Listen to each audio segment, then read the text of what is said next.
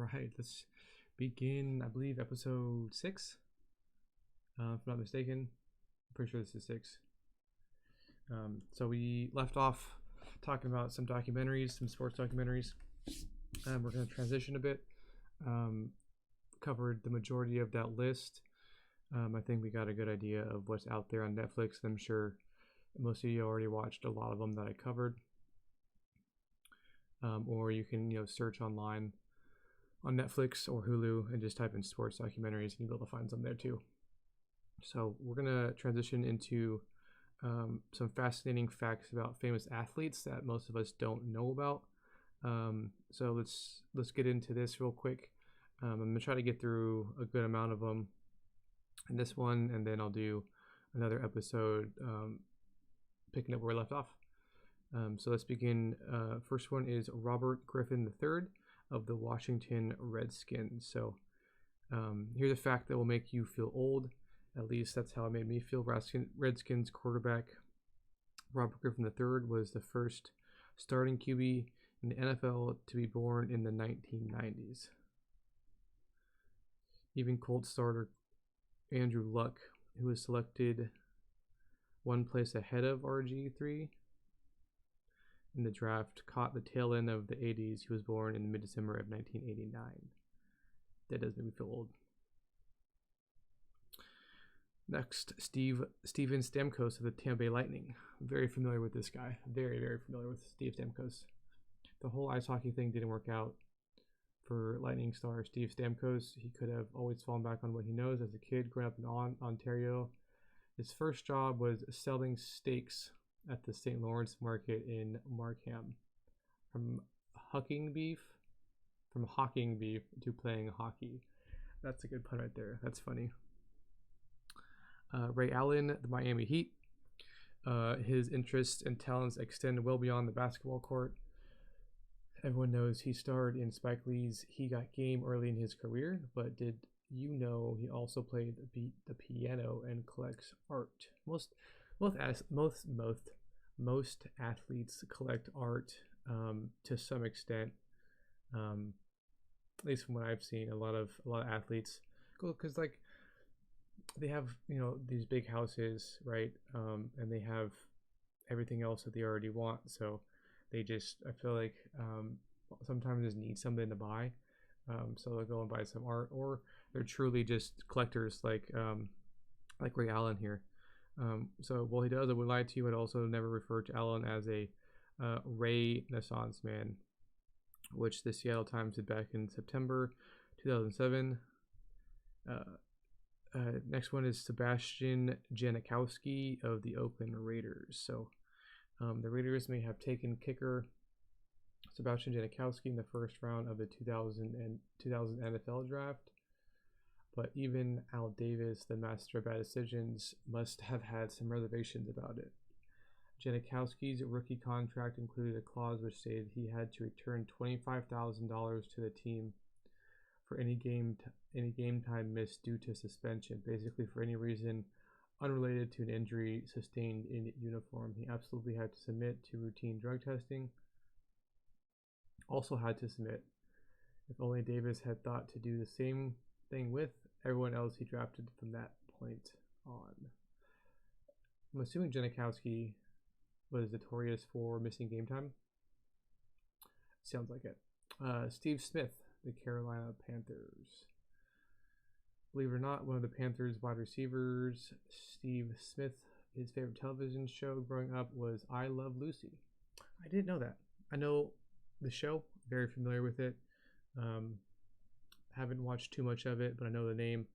My parents and my grandma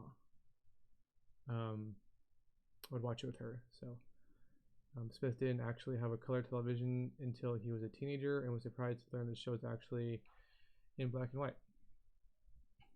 Right, next one. Dustin Pedroia, Boston Red Sox.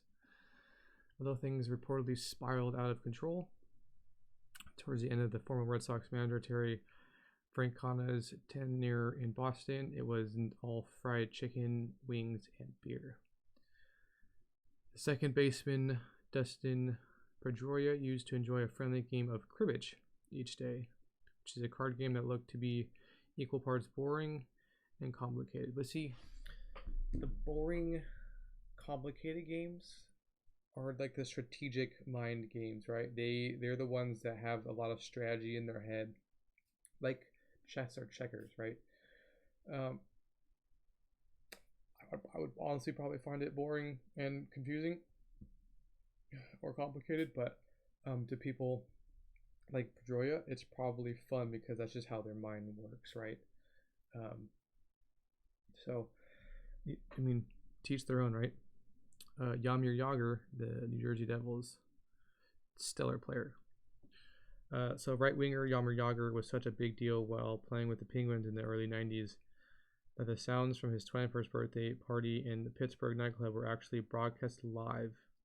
No way. Can you imagine? That's like Project X, but for a hockey player, dude. That's around the same time someone with too much time on their hands realized Yager's first name was an anagram for Mario Jr. the first. Remember the time? Well, it was full-on hysteria. Wait, what? That's around the time someone with too much time on their hands realized Yager's first name was an anagram for Mario Jr.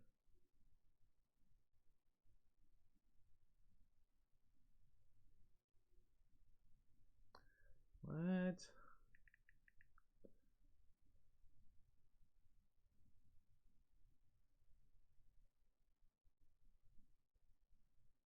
That dude has way too much time on their hands, dude.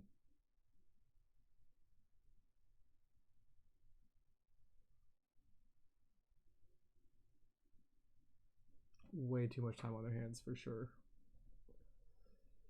Josh Freeman of the Buccaneers. Buccaneers already ranked number 6. Currently, he's ranked number 2, sandwiched in between, which looks like, if you really say less than 1,000 yards behind. Freeman recently lost his starting point. Okay, that's not really news or facts that we didn't know. Philip Rivers of the San Diego Chargers. Is a devout Catholic. Chargers quarterback Philip Rivers doesn't believe in the evils of birth control. Philip says Rivers, self-control doesn't end when you get married. Chastity is still part of your marriage. Apparently, that abstinence only stuff is for life. That marriage sounds like a hoot. Oh, so he doesn't believe having kids at all. Oh no, I got you. Abstinence till marriage, and then if you're still not ready for kids, then got it. That makes sense. Okay, we'll do 2 more. Yasiel Puig of the Dodgers, playing for the minor league Chattanooga Lookouts. Dodger rookie sensation Yasiel Puig was pulled over for speeding when he was clocking doing nearly double the 50-mile-an-hour limit. He ended up being arrested for speeding, reckless driving, and driving without proof of insurance. The best part, Puig was serving as a designated driver at the time. Obviously, someone failed to explain the full responsibility of that position to him. So you're trying to get people home safe, and you're just booking it. Maybe they wanted to go get some food. Who knows, dude? Champ Bailey of the Broncos. Last one, guys, for this episode. Broncos corner Champ Bailey was the inspiration for Kanye West's song "Champion." He was also mentioned by name in Still Cookin' by Lil B. Champ Bailey. Didn't know that. But now we know. All right, so that is the conclusion for this episode of Athlete Talk. I'll be recording one more after this and then uploading it in the days coming. So make sure you tune in for that.